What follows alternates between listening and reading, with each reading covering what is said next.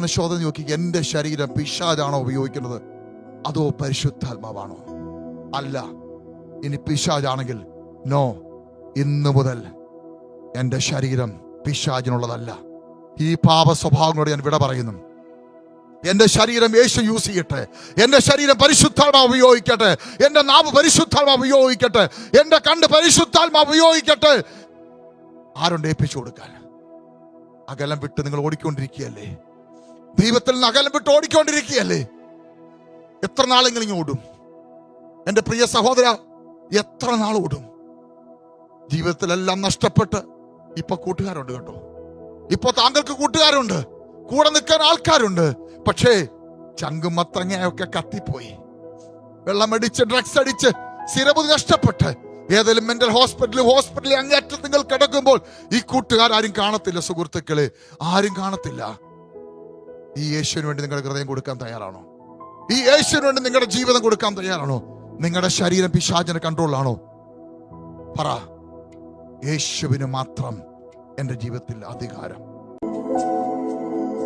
അകലം വിട്ട് പോയിടാതെ ഒരു പടിയും കൂടടുത്തിടുന്നു.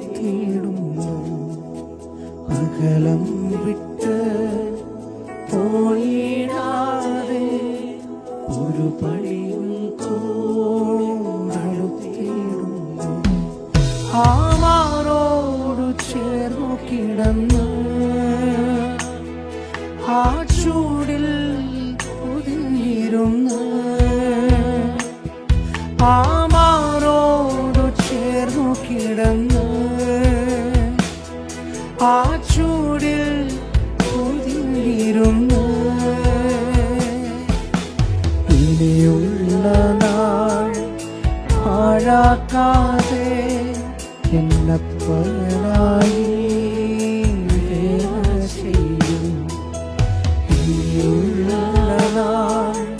പാഴാക്കാതെ എന്നപ്പനായി വേല ചെയ്യും. മഹാത്മ്യമുള്ള യാഗത്താലെ വീണ്ടെടുത്തു ശാപക്കുരുക്കിൽ നിന്നും. മഹാത്മ്യമുള്ള യാഗത്താലെ വീണ്ടെടുത്തു ശാപക്കുരിശിൽ.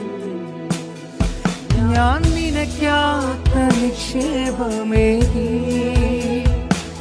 ശ്രേഷ്ഠന്മാരാൽ പന്തിരുത്തി.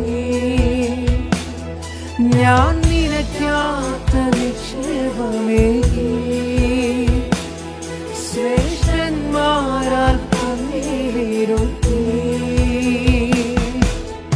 തൃപ്തിവരും നേരം വരെ കാത്തിരുന്നു, പിന്നെ കൈയിടാതെ. തൃപ്തിവരും നേരം വരെ കാത്തിരുന്നു, പിന്നെ കൈവിടാതെ. അകലം വിട്ട് പോയിടാതെ ഒരു പടി